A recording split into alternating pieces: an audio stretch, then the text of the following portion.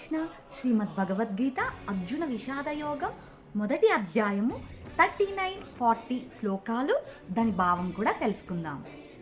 కులక్షయే ప్రణశ్యంతి కులధర్మః సనాతనః ధర్మే నష్టే కులం కృత్సనం అధర్మోభిభవత్యుత అధర్మాభిభవత్కృష్ణ ప్రద్యుష్యంతి కులస్త్రియః స్త్రీషు దుష్టాషు వార్షే జాయతే వర్ణశంకరః.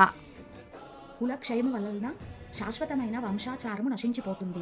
ఆ విధంగా వంశంలో మిగిలిన వారు అధర్మ పౌరులవుతారు. అంటే వంశంలో వారు సక్రమంగా వృద్ధి చెంది ఆధ్యాత్మిక విలువలను పొందే విధంగా సహాయపడడానికి అనేక ధార్మిక ఆచారాలు వర్ణశ్రమ పద్ధతిలో ఉన్నాయి. పుట్టుక మొదలుగా మృత్యు వరకు ఉన్నట్టి వంశంలోని అట్టి సంస్కారాలకు పెద్దలే బాధ్యత వహించాలి. కానీ పెద్దల మరణంతో వంశంలోని అటువంటి సంస్కర్మలు ఆగిపోతాయి. అప్పుడు వంశంలో మిగిలిన పిన్నలు అధర్మయుత అలవాట్లను తయారు చేసుకొని తద్వారా ఆధ్యాత్మిక ముక్తికి అవకాశాన్ని కోల్పోతారు. అందుకే ఏ ఉద్దేశంతో అయినా వంశ పెద్దలను వధించకూడదు. ఓ కృష్ణ, వంశంలో అధర్మము ప్రబలినప్పుడు కుల స్త్రీలు చెడిపోతారు. ఓ వృష్టివంశ సంజతుడా, అటువంటి కుల స్త్రీ పతనం వలన అవాంఛనీయమైన సంతానము కలుగుతుంది. దీనికి పూర్తి భావం ఇప్పుడు తెలుసుకుందాం. ఇది ప్రతి ఒక్క జీవితంలో చాలా అంటే చాలా ముఖ్యమైనది. భాష్యం ఏంటంటే, జీవితంలో శాంతికి, సమృద్ధికి, ఆధ్యాత్మిక ప్రగతికి మానవ సంఘంలోనే సత్ప్రవర్తన కలిగే జనులే మూల సూత్రము.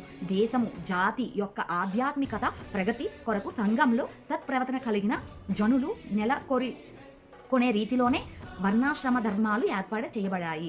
అటువంటి జన సముదాయాలను స్త్రీలు పాతివ్రత్యము, ధర్మవర్తనము పైనే ఆధారపడి ఉంటుంది. పిల్లలు సులభంగా తప్పుదోవ త్రొక్కేటట్లుగా స్త్రీలు కూడా పతనం చెందే అవకాశం ఎక్కువగా ఉంటుంది. అందుకే పిల్లలు, స్త్రీలు ఇద్దరికి కుటుంబ పెద్దలు రక్షణలు అవసరమవుతుంది. నానా రకాలైన ధర్మాచరణలో నెలకొల్పడం ద్వారా స్త్రీలు పెడదారి పట్టకుండా ఉంటారు. చాణక్య పండితుడు అభిప్రాయాన్ని బట్టి స్త్రీలు సాధారణంగా తెలివి కలవారు కానందున నమ్మకము ఉంచదగిన వారు కాదు. అందుకే నానా రకాల ధార్మిక వంశాచారాలు వారికి సర్వదా వ్యాపకము కలిగించాలి.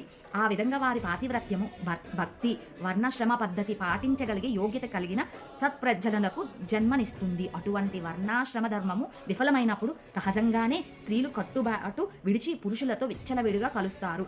ఆ విధంగా అవాంఛిత జన బాహుల్యము కలుగజేస్తూ జారత్వము ప్రబలమవుతుంది. బాధ్యతారహితులై పురుషులు కూడా సంఘంలో జారత్వము అనే ప్రేరేపిస్తూ ఉంటారు. ఆ విధంగా అవాంఛిత సంతానము మానవ జాతిని ముంచెత్తి యుద్ధానికి, పీడలకు దారి తీస్తుంది.